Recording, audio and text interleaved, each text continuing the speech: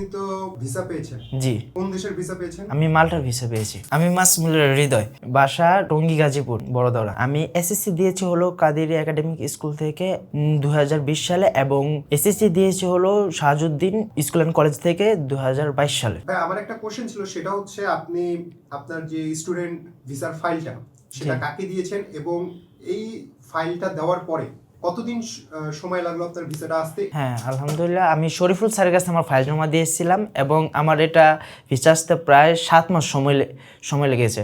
এই Shenzhen visa পাওয়ার পরে আপনার অনুভূতিটা একটু বলবেন। অনুভূতিটা একবারে অনেক, মানে এটা কিভাবে ভাষায় প্রকাশ করবো এটা বুঝতেছি না অবশ্য।